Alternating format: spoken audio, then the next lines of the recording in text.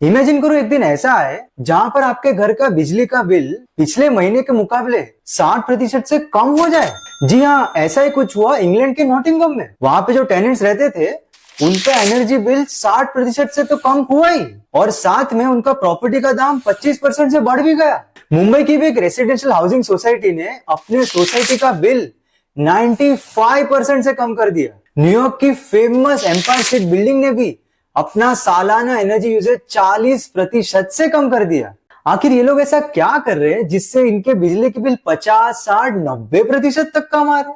और बिल कम तो आ ही रहे, साथ में प्रॉपर्टी का दाम भी बढ़ रहा है। इन सब के पीछे एक ही कारण है, और वो है रेट्रोफिटिंग। रेट्रोफिटिंग को अगर हम आसान भाषा में कहे तो बिल्डिंग की मरम्मत कुछ इस तरह करवाना जिससे बिल्डिंग का एनर्जी यूज तो कम हो ही, और साथ में बिल्डिंग में जो रहने वाले लोग हैं वो पहले से ज्यादा कंफर्टेबली रह पाए। और इसमें ऐसा नहीं है कि भाई बहुत सारा खर्चा करना है, छोटी छोटी चीजों से भी रेट्रोफिटिंग की शुरुआत हो सकती है। अगर आप भी अपने बिजली के बिल से बहुत ही तंग आ चुके हो, हर महीने आपका बड़ा बड़ा बिल कट रहा है, तो आपको तो सबसे पहले जानना चाहिए रेट्रोफिटिंग के बारे में। कुछ देशों में तो सरकार खुद सपोर्ट कर रही है रेट्रोफिटिंग को। आयरलैंड की सरकार ने बेटर एनर्जी होम्स इनिशिएटिव निकाला, जिसमें जिन जिन लोगों ने अपने घरों में रेट्रोफिटिंग करवाया है उसमें उनका जितना भी खर्चा हुआ उसमें से 30% खर्चा सरकार देगी उनको। इस स्कीम के तहत आयरलैंड में 3,76,218 घर रेट्रोफिट हुए साल 2008 और साल 2019 के बीच में। न्यूजीलैंड की सरकार ने भी वार्म अप न्यूजीलैंड करके प्रोग्राम लॉन्च किया, जिसमें 2,41,000 घर तो रेट्रोफिट हुए ही, और साथ में न्यूजीलैंड को 1.3 बिलियन न्यूजीलैंड डॉलर्स का फायदा भी हुआ। और बात यहाँ रुकने नहीं वाली, जर्मनी सरकार ने तो ऐसा प्लान किया है कि वो 177.5 बिलियन यूरोज का खर्चा करने वाले क्लाइमेट ट्रांसफॉर्मेशन और हाउस रेट्रोफिट्स पे। अब हमें प्रश्न आता है कि ऐसा क्या हो गया कि सरकार को सामने से पैसा देना पड़ रहा है लोगों के घरों के रेट्रोफिटिंग के लिए। इसका राज भी हमारे घरों और बिल्डिंग्स में ही छुपा हुआ है। इसलिए आइए जानते हैं ये पूरी कहानी, जहां पर हम डिटेल में जानेंगे कि आखिर हमारे घर में ऐसी क्या प्रॉब्लम आ गई कि भाई सरकार को सामने से पैसा देना पड़ रहा है हमारे घर के रेट्रोफिट के लिए। और हम कब से रेट्रोफिटिंग की बात कर रहे हैं तो हम ये भी जानेंगे कि रेट्रोफिटिंग में एक्चुअली होता क्या है। हम रेट्रोफिटिंग की केस स्टडीज की भी बात करेंगे, जहां पर हम देखेंगे कि जिन जिन लोगों ने रेट्रोफिटिंग करवाया क्या उन्हें फायदा हुआ है नहीं, और खर्चा कितना हुआ। इंडिया के बारे में बात करेंगे, बिजनेस अपॉर्चुनिटीज के बारे में बात करेंगे, और वीडियो के अंत में मैं आपको मेरा पॉइंट ऑफ व्यू दूंगा इस पूरे रेट्रोफिटिंग के प्रोसेस के बारे में।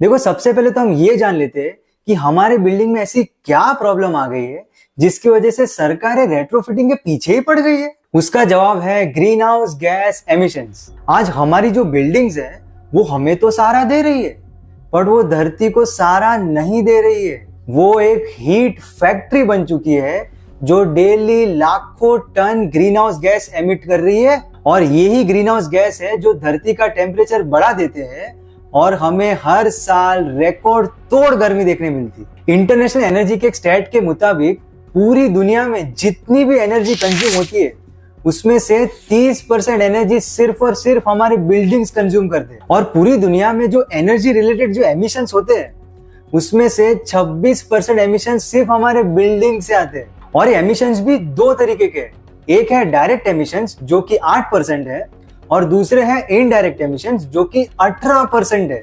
डायरेक्ट एमिशन वो होते हैं जो हमारे बिल्डिंग से डायरेक्टली आते हैं, जैसे कि हमारे जो एयर कंडीशनर हो गया, रेफ्रिजरेटर हो गया, उनमें से एक क्लोरोफ्लोरोकार्बन करके गैस निकलती है जो कि एक ग्रीन हाउस गैस है, तो वो भी एक एमिशन हुआ। फिर जो एलपीजी गैस होता है जब वो स्टोव पे जलता है वो थोड़ा थोड़ा कार्बन डाइऑक्साइड रिलीज करता है, वो भी एक एमिशन हुआ। फिर जो लोग ठंडी जगहों पे रहते हैं वहां वो हीटर यूज करते हैं, और अगर वो हीटर गैस या फिर प्रोपेन जलाने से चलता है तो वो भी एक ग्रीन हाउस गैस रिलीज करता है। और फिर जो रूरल एरियाज है जहां पर आज भी खाना लकड़ी जला के बनता है वहां पर भी ग्रीन हाउस गैस एमिशंस होते हैं। तो ये सब डायरेक्ट एमिशंस है जो हमारे घरों से डायरेक्टली जाते हैं। इनडायरेक्ट एमिशन वो होते हैं जो बिल्डिंग से डायरेक्टली तो नहीं होते, बट बिल्डिंग्स में जो लोग रहते हैं उनकी वजह से होते हैं। इसका सबसे बेस्ट एग्जांपल है इलेक्ट्रिसिटी। इंटरनेशनल एनर्जी एजेंसी के एक स्टैट के मुताबिक आज भी दुनिया की 1/3 इलेक्ट्रिसिटी कोल यानी कि कोयला जलाने से बनती है, और जब कोयला जलता है तो ग्रीन हाउस गैस एमिशंस तो ऑब्वियसली होते हैं। इसका मतलब हम एक साइड इलेक्ट्रिसिटी यूज कर रहे हैं और दूसरी साइड कोयला जल रहा है। इसको एक सिंपल से एग्जांपल से समझते हैं।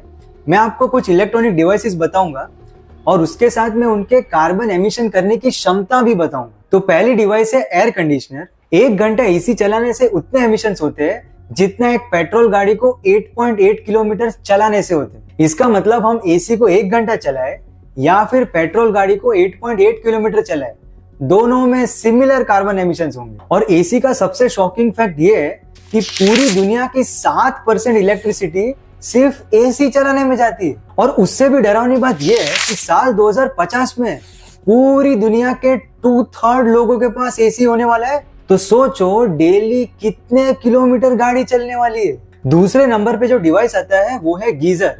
एक गीजर को आधा घंटा चलाने से उतने एमिशंस होते हैं जितना एक पेट्रोल गाड़ी को 5.9 किलोमीटर चलाने से। फिर तीसरे नंबर पे आता है लैपटॉप। एक लैपटॉप को 4 घंटा यूज करने से उतने एमिशंस होते हैं जितना एक पेट्रोल गाड़ी को 1.4 किलोमीटर चलाने से। फिर उसके बाद आता है मोबाइल फोन की फुल चार्जिंग, उसमें 0.09 किलोमीटर है। फिर आता है ब्लूटूथ ईयरफोन्स का 2 घंटों का यूजेज, उसमें 0.06 किलोमीटर है। और फिर अंत में आता है 10 वोल्ट की एलईडी लाइट, अगर उसको 8 घंटे यूज किया तो उसमें इतने एमिशंस होते हैं जितना एक पेट्रोल गाड़ी का 0.47 किलोमीटर चलाने से होते। तो आप समझ रहे हो, हमारे ये जितने भी इलेक्ट्रॉनिक डिवाइसेस है सब के सब कहीं ना कहीं रिस्पॉन्सिबल है ग्रीन हाउस गैस एमिशंस के लिए। और ये तो कुछ नहीं है, आपको जान के हैरानी होगी कि हमारे जो बिल्डिंग्स के दरवाजे, दीवार और खिड़कियों की वजह से भी ग्रीन हाउस गैस एमिशंस होते हैं। इसकी बात मैं आगे करता हूँ वीडियो में। तो कुल मिला के हमें एक चीज तो पता लग रही है यहाँ पे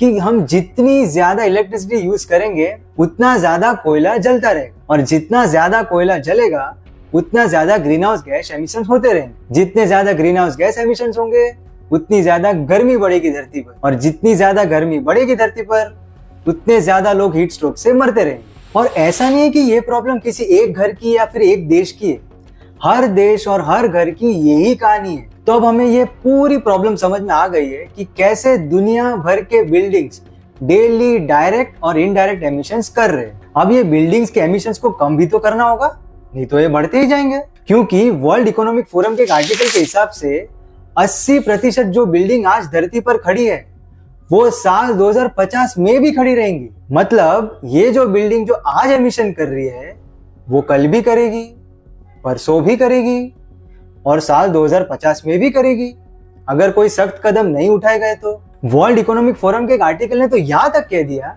कि यूरोप की 35% जो बिल्डिंग्स है वो 50 साल या उससे ज्यादा पुरानी है। और सबसे शॉकिंग बात यह है कि उसमें से 75% बिल्डिंग्स तो एनर्जी एफिशिएंट है ही नहीं। इसका मतलब आज भी यूरोप में बहुत सारे लोग पुराने बिल्डिंग में रह रहे हैं और डेली पॉल्यूशन सह रहे हैं। और बिल्डिंग्स की एनर्जी एफिशिएंसी क्या होती है मैं आपको आगे बताता हूँ वीडियो में। अमेरिका की भी कुछ ऐसी ही कहानी है। उनके 2011 के सेंसस में उन्हें ये पता लगा कि आज जो भी घर मौजूद है अमेरिका में उसमें से 44% घर 1970 के पहले बनाए गए थे। और न्यूयॉर्क सिटी की तो बिल्डिंग इससे भी पुराने हैं। JLL के एक आर्टिकल के मुताबिक न्यूयॉर्क सिटी की आधी जो ऑफिस स्पेस है वो साल 1945 से पहले बनी थी, जब एनर्जी एफिशिएंसी की अवेयरनेस किसी को थी ही नहीं। तो अब समझ रहे हो, ये जितने भी बिल्डिंग्स है जो पुराने जमाने में बनाए गए थे उनके जो डेवलपर्स थे उनको climate change, global warming, green house gas emissions की तो अवेयरनेस थी ही नहीं।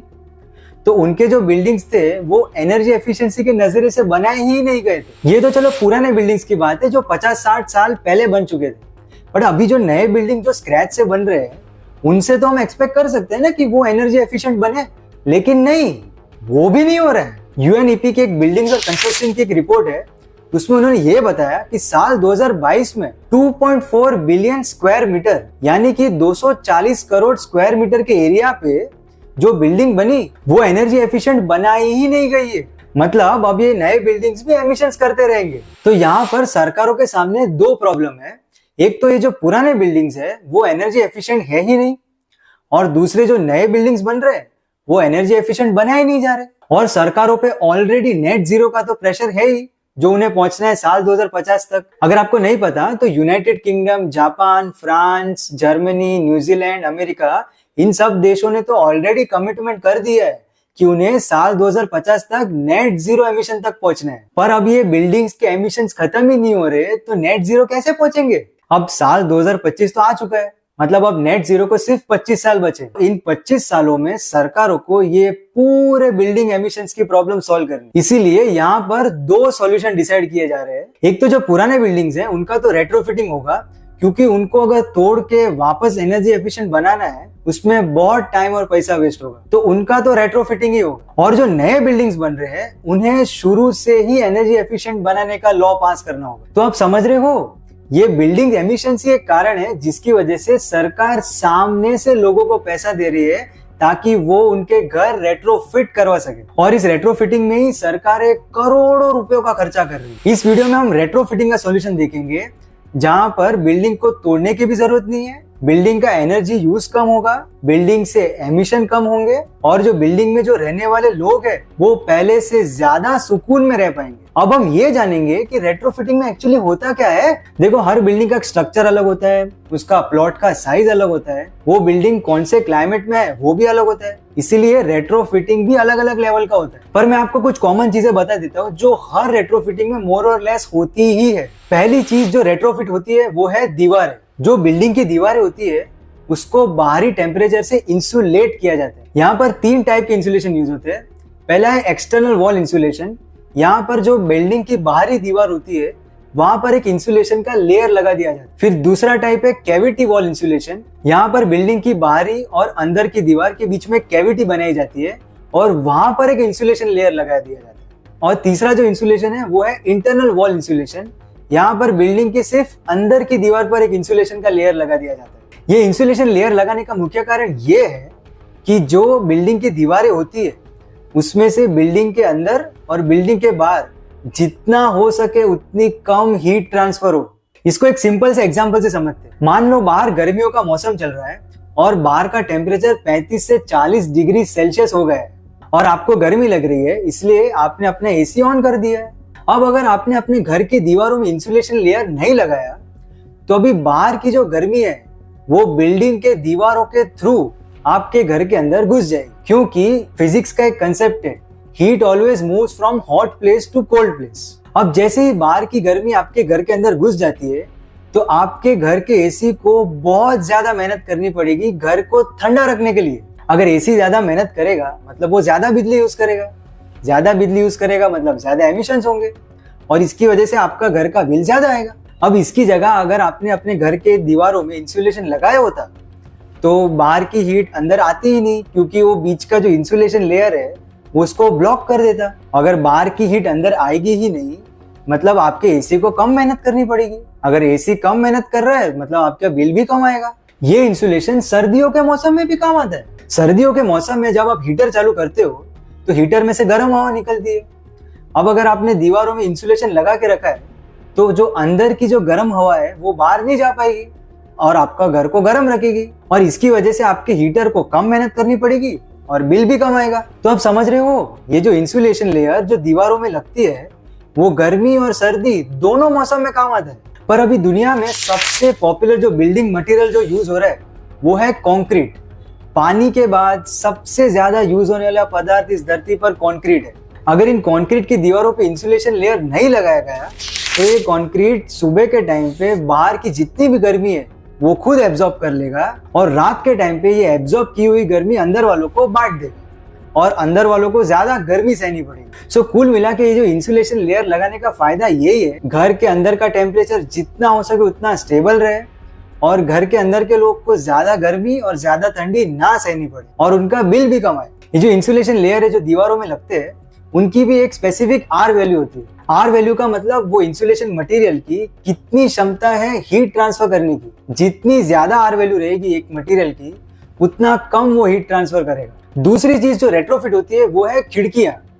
यहाँ पर खिड़कियों में डबल ग्लेजिंग या फिर ट्रिपल ग्लेजिंग के ग्लास शीट लगाई जाती है जिसकी वजह से बाहर का आवाज कम आता है और एक इंसुलेशन लेयर भी हो जाता है, क्योंकि जो हीट दीवारों से तो नहीं आएगी बट वो खिड़कियों से भी तो आ सकती है, इसीलिए खिड़कियों को भी इंसुलेट किया जाता है। इसमें भी जो डबल ग्लेजिंग वाली जो ग्लास है वो 30 से 37 डेसिबल तक के आवाज को रोकती है, और जो ट्रिपल ग्लेजिंग ग्लास है वो 40 डेसिबल तक के बाहर के आवाज को घर में आने से रोकती है। तीसरी चीज जो रेट्रोफिट होती है वो है दरवाजे।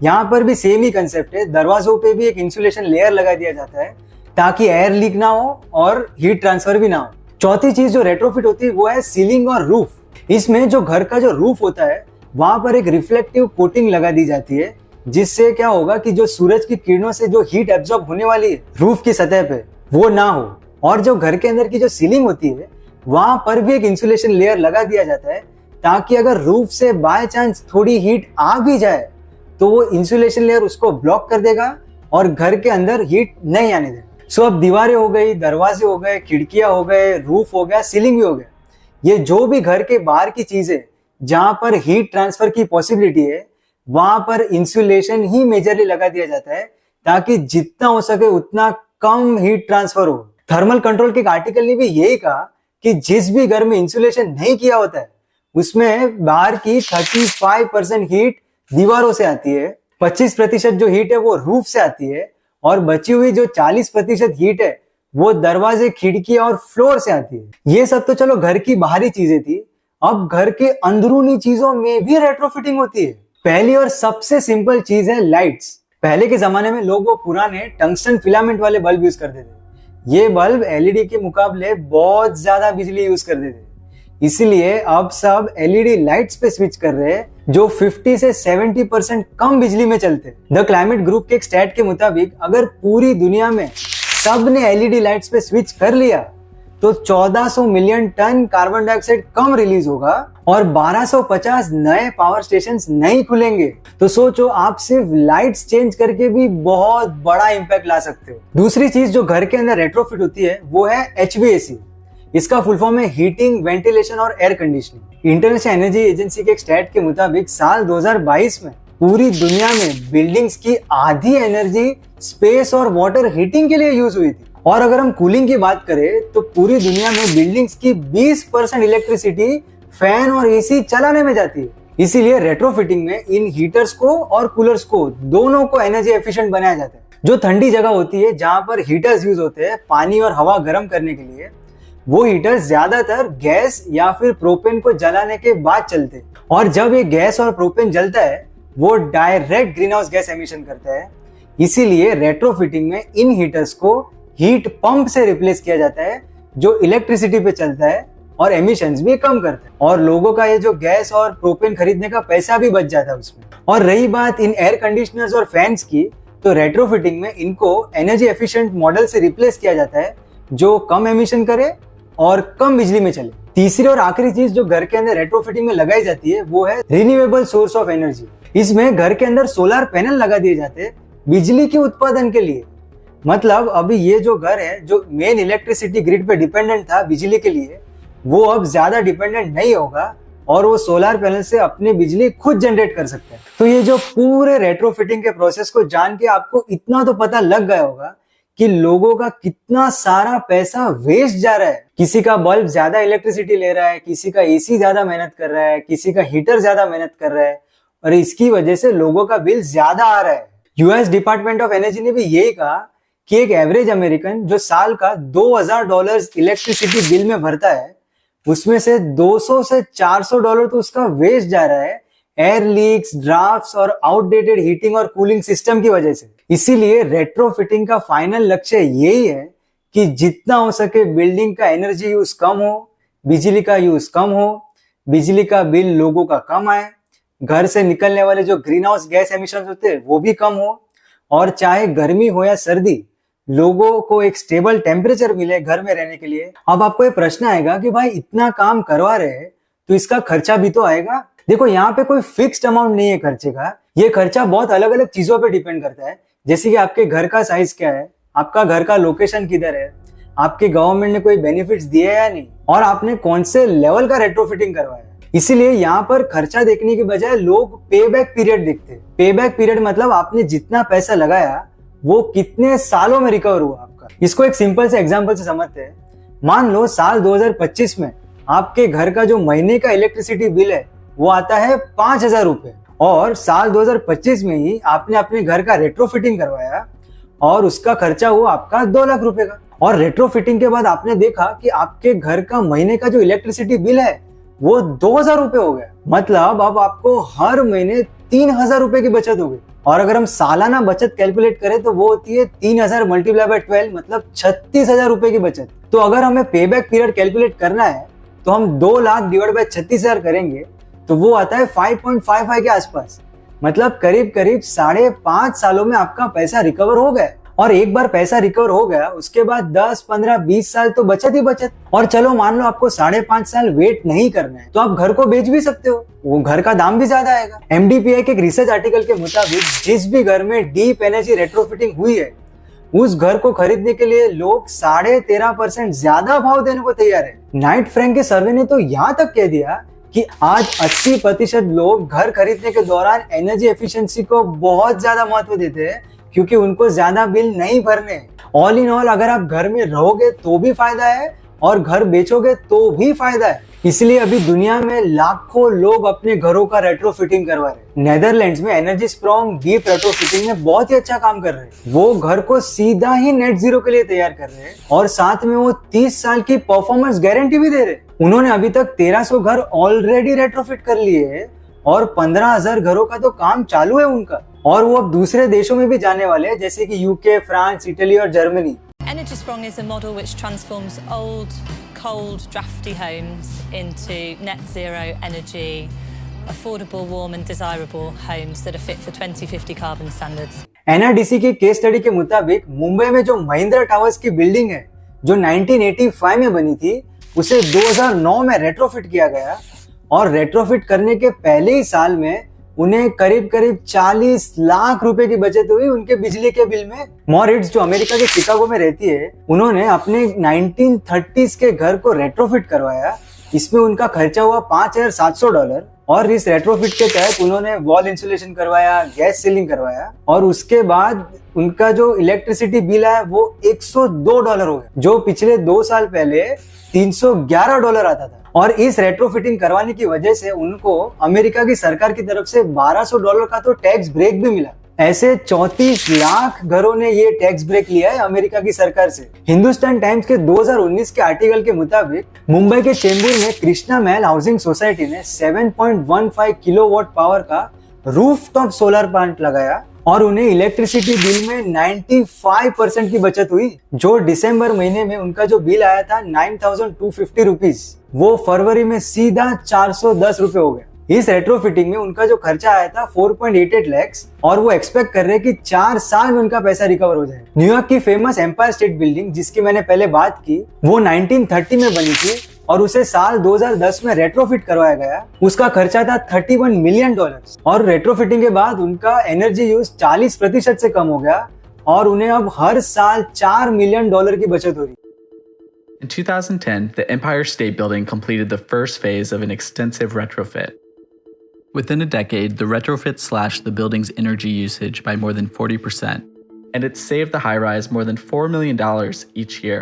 मीरा रोड ईस्ट के नवयौवन हाउसिंग सोसाइटी ने भी 44,000 किलोवाट का सोलर पैनल लगाया और लोगों के घर में BLDC फैंस लगवाए। इसकी वजह से उनका जो सोसाइटी का जो ओवरऑल बिल था महीने का वो 15,000 रुपए से कम हो गया और लोगों का जो महीने का इलेक्ट्रिसिटी बिल है वो मिनिमम 200 रुपए से कम हुआ। इसमें उनका सोलर पैनल का कॉस्ट था 25 लाख रुपए और सेंसर लाइट्स का 22 लाख रुपए और वो एक्सपेक्ट कर रहे हैं कि 3 साल में उनका पैसा रिकवर हो जाए। इरिश एग्जामाइनर के एक आर्टिकल के मुताबिक एक होम ओनर जिनका 1960s का जो घर बना था उसको रेट्रोफिट करने के बाद उनका एनर्जी बिल 70% से कम हो गया। तो आप देख रहे हो लोगों को कितना सारा बेनिफिट हो रहा है रेट्रोफिटिंग के बाद। और इसमें सिर्फ लोगों का बेनिफिट नहीं है, सरकारों का भी बेनिफिट है क्योंकि जितना बिल्डिंग कम एनर्जी यूज करेगा उतना कम कोयला जलेगा और जितना कम कोयला जलेगा उतना कम ग्रीन हाउस गैस एमिशंस और सरकारों ने जो क्लाइमेट गोल रखे हैं वो गोल पाने में आसानी होगी। और यही बेनिफिट्स पाने के लिए दुनिया भर की अलग अलग सरकारों ने अलग अलग पॉलिसीज निकाली है रेट्रोफिटिंग के लिए। इसमें यूके की सरकार ने तो एक स्टैंडर्ड रेटिंग सिस्टम ही निकाल ली है हर घर के लिए। वो रेटिंग सिस्टम को कहते हैं EPC, एनर्जी परफॉर्मेंस सर्टिफिकेट। इस रेटिंग सिस्टम में हर घर को 1 से 100 के बीच में रेटिंग दी जाती है और वो 1 से 100 की रेटिंग अलग अलग ग्रेड्स में डिफाइंड है, जैसे कि आप स्क्रीन पे देख सकते हो ABCDEFG। जिसकी ज्यादा रेटिंग उसका उतना ज्यादा एनर्जी एफिशिएंट घर। और ये रेटिंग अलग अलग चीजों को देख के दी जाती है, जैसे कि दीवारें, छत, खिड़की और बहुत सारी चीजों को 1 से 5 स्टार के बीच में इनको स्कोर मिलता है और इन सब स्कोर को मिला के फाइनली एक घर को रेटिंग मिलती है। और ये रेटिंग देने के बाद घर के ओनर्स को ये भी बताया जाता है कि अगर आप रेट्रोफिट करोगे तो आपको इतना खर्चा आएगा, आपकी इतनी बचत होगी और आपकी इतनी रेटिंग बढ़ेगी। इसमें यूके की सरकार का प्लान है कि साल 2030 तक जो भी प्राइवेट लैंडलॉर्ड्स के घर है वो एटलीस्ट EPC C रेटिंग तक तो पहुंच ही जाए। और उन्होंने लैंडलॉर्ड्स के लिए भी लॉ निकाला है कि जिस भी लैंडलॉर्ड को अपने घर बेचना हो या फिर घर रेंट पे देना हो, उनको EPC सर्टिफिकेट करवाना बहुत ही जरूरी है। और अगर सही वक्त पे अगर उनके पास EPC सर्टिफिकेट नहीं है तो उनको फाइन भी देना पड़ सकता है। न्यूयॉर्क में भी लोकल लॉ 97 आया, जिसमें वहां की सरकार का एम है कि न्यूयॉर्क सिटी के जितने भी बड़े बिल्डिंग्स हैं उनका एमिशंस 40% से कट करना है साल 2030 तक, और नेट जीरो तक पहुंचना है साल 2050 तक। इस लॉ के तहत जो भी बिल्डिंग अपनी लिमिट से ज्यादा कार्बन एमिशन करेगी तो उन्हें 1 टन कार्बन डाइऑक्साइड एमिशन करने पर $268 की पेनल्टी लगेगी। ऐसे ही China, Japan, US, Korea, Ireland, Australia, इन सब देशों ने रेट्रोफिटिंग और नेट जीरो के लिए अलग अलग पॉलिसीज निकाल दी। इंटरनेशनल एनर्जी एजेंसी ने भी एक एम्बिशियस टारगेट रखा है सब देशों के लिए। उन्होंने ये कहा है कि अभी धरती पर जितने भी एग्जिस्टिंग बिल्डिंग्स हैं उनमें से 20% बिल्डिंग्स का रेट्रोफिटिंग हो जाना चाहिए साल 2030 तक। अब हमें प्रश्न आता है कि भाई इंडिया में रेट्रोफिटिंग का क्या हाल है। सी स्टेप की एक रिपोर्ट के मुताबिक इंडिया में 25.6% जो ग्रीन हाउस गैस एमिशंस होते हैं वो बिल्डिंग से आते हैं। और ब्यूरो ऑफ एनर्जी एफिशिएंसी की report impact of energy efficiency measures में उन्होंने ये कहा कि इंडिया में जो बिल्डिंग्स की जितनी भी इलेक्ट्रिसिटी डिमांड है उसमें से 75% इलेक्ट्रिसिटी डिमांड रेसिडेंशियल बिल्डिंग से आती है। BEE की वही रिपोर्ट में उन्होंने कहा कि पिछले कुछ सालों से रेसिडेंशियल बिल्डिंग्स में इलेक्ट्रिसिटी डिमांड बढ़ते ही जा रही है। जो साल 2000 में वो 98 टेरावाट आवर्स थी, वो साल 2019 में 414 टेरावाट आवर हो गई। और ऐसा माना जा रहा है कि साल 2032 में वो 630 से 940 टेरावाट आवर्स हो जाएगी। इसका कारण उन्होंने ये कहा कि लोगों के पास बहुत ज्यादा इलेक्ट्रिकल अप्लायंसेस आ गए हैं, पर्टिकुलरली एयर कंडीशनर्स। मैकिन्सी की एक रिपोर्ट डीकार्बनाइजिंग इंडिया में भी उन्होंने कुछ ऐसा ही कहा। उन्होंने ये कहा कि जो 2050 का जो इंडिया होगा उसका 3/4 तो अभी बनना बाकी है। इसका मतलब अभी आगे के 25-30 सालों में एक्चुअल में इंडिया का बिल्डिंग्स और इंफ्रास्ट्रक्चर बनने वाला है। और ब्यूरो ऑफ एनर्जी एफिशिएंसी की वही रिपोर्ट में उन्होंने ये भी कहा कि साल 2050 में इंडिया की 50% पॉपुलेशन शहरों में रहने आने वाली है। इसीलिए ऐसा माना जा रहा है कि 35 बिलियन स्क्वायर मीटर के रेसिडेंशियल और कॉमर्शियल स्पेस की डिमांड आने वाली है साल 2050 तक। अब इंडिया में जब इतने सारे लोग शहरों में आएंगे तो शहरों में नए ऑफिस भी बनेंगे, नए घर भी बनेंगे। और अगर अब नए घर और नए ऑफिस बनेंगे तो ऑब्वियसली इलेक्ट्रिसिटी डिमांड भी तो बढ़ेगी। इसीलिए इंडिया की जो नई बिल्डिंग्स जो आगे बनने वाली है उन्हें शुरू से ही एनर्जी एफिशिएंट बनाना होगा, नहीं तो इंडिया के जो शहर है वहाँ गर्मी बहुत ही ज्यादा बढ़ जाएगी और जो इंडिया के शहर है वो अर्बन हीट आइलैंड भी बन सकते हैं। इसीलिए इंडिया में बिल्डिंग्स की 2 रेटिंग स्कीम्स है, एक है ग्रिया और दूसरा है IGBC। और सेंट्रल गवर्नमेंट ने भी कोड्स और स्टैंडर्ड्स बनाए हैं। कॉमर्शियल बिल्डिंग्स के लिए ECBC है, एनर्जी कंजर्वेशन बिल्डिंग कोड, और जो रेसिडेंशियल बिल्डिंग्स है उनके लिए इको निवास संहिता है। ये तो चलो नए बिल्डिंग्स की बात हो गई जो आगे बनने वाली है। जो इंडिया में अभी पुरानी बिल्डिंग्स है उन्हें तो रेट्रोफिटिंग ही करवाना होगा। वर्ल्ड रिसोर्सेज इंस्टीट्यूट के एक आर्टिकल में उन्होंने ये कहा कि इंडिया में बहुत सारे बिल्डर्स को एक्चुअली पता ही नहीं है एनर्जी एफिशिएंसी के बारे में, और इसकी वजह से जो घर खरीदने वाले लोग हैं उन्हें भी ज्यादा नॉलेज नहीं है कि एनर्जी एफिशिएंसी क्या होती है, इंसुलेशन क्या होता है। इसीलिए बिल्डिंग्स की भी एक स्ट्रिक्ट लेबलिंग सिस्टम होनी चाहिए ताकि लोगों को पता चले कि उनकी बिल्डिंग की क्या रेटिंग है और उनकी बिल्डिंग कितना एमिशन कर रही है। और फाइनली हम बिजनेस वाइज देखें तो रेट्रोफिटिंग एक बहुत ही बड़ी अपॉर्चुनिटी है। मैकिन्सी के एक एनालिसिस के हिसाब से एनर्जी एफिशिएंट रेट्रोफिटिंग की मार्केट 8% CAGR से बढ़ रही है।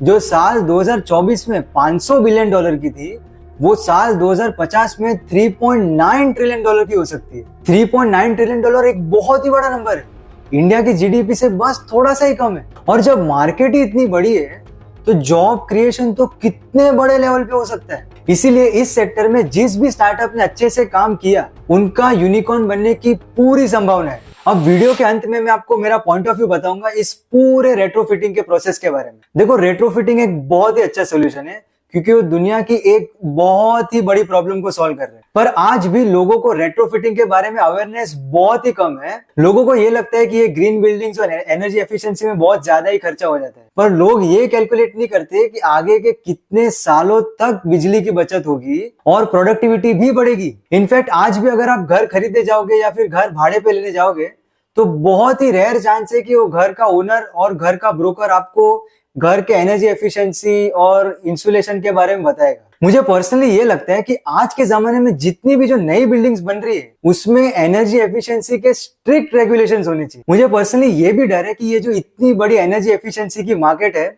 उसमें फ्रॉड, करप्शन और रेटिंग टेम्परिंग की भी पूरी पॉसिबिलिटी है। बट कुछ भी हो, बदलना तो हमें पड़ेगा ही, नहीं तो भुगतना पड़ेगा।